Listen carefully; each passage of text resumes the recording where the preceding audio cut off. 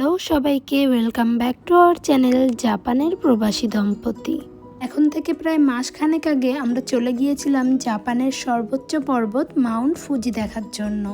আমি এই প্রথম দেখেছিলাম পাহাড়ের মধ্যে একটি বাড়ির সাথেই ছোট্ট একটি জাপানিজ ঠাকুমার মুদি দোকান। ইয়ামানাকা লেকের পাশে বসে দুজনে সফট আইসক্রিম খেতে খেতে দেখেছিলাম ওয়াটার বাস। তাহলে চলুন আজকের ভিডিওটা শুরু করা যাক। আসলে আমার আর উৎপলের মাউন্ট ফুজি বা ফুজিয়ামা দেখার ইচ্ছা ছিল শীতের দিকে, যাতে পাহাড়ের মাথায় একটু বরফ দেখতে পারি। কিন্তু উৎপলের দুজন কলিগ এসেছিল ইন্ডিয়া থেকে, তো তারা তো খুব তাড়াতাড়ি আবার ব্যাক করবে, তাই জন্য আমরা ভাবলাম একবার যে ফুজিয়ামা দেখেই আসি।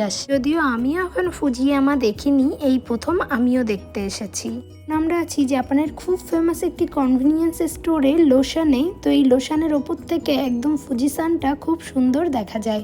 যখন শীতকাল থাকে, মানে ফুজিসানের ওপরে বরফ থাকে, তখন এই লোশানটায় প্রচুর পরিমাণে ভিড় হয় আর দৃশ্যটাও থাকে দুর্দান্ত।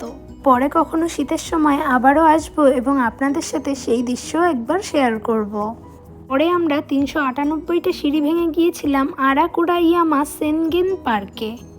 এই জায়গাটির সৌন্দর্য আবার এক এক সময় এক এক রকম। তো চেরি ব্লসম যখন হয়, মানে সাকুরার সাথেও ফুজিসানকে দেখতে সুন্দর লাগে।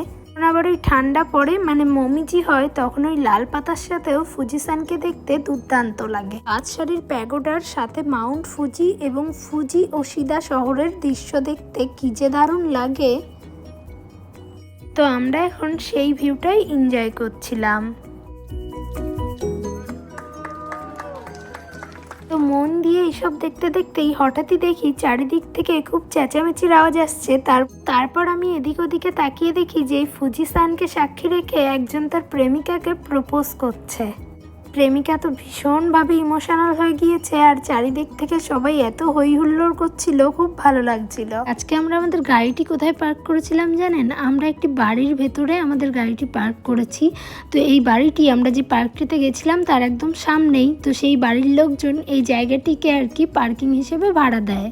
মানে নিজেদের বাড়ির ভেতরে জায়গা থাকলে এরকম যে কেউ পার্কিং হিসেবে ভাড়া দেয়, এটা আমি প্রথম দেখলাম। আমাদের ইন্ডিয়ায় তো প্রচুরবার দেখেছি, আর বিশেষ করে মেলার সময় দেখেছি প্রতিটা ফাঁকা জায়গায় বাইক বা সাইকেল রাখার পার্কিং বানিয়ে ভাড়া দিয়ে দেয়। সেরকমই ফিলিং আসছিল। এটা যাদের বাড়ি তাদের আবার এই বাড়ির সাথেই ছোট মতো একটা মুদি দোকানও আছে জানেন। সেই আমাদের দেশের মতো বাড়িতে থাকে না ছোট ছোট মুদি দোকান, সেরকমই সেম জাপানে এটাও আমি এই প্রথমই দেখলাম।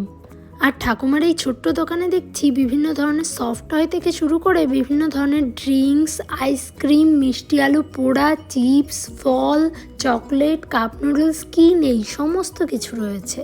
তো জাপানে এই দোকানটি দেখে আমার খুবই ভালো লেগেছে। মনে হচ্ছিল আমাদের দেশের মতোই সেই বাড়ির ছোট্ট ছোট্ট দোকানগুলি।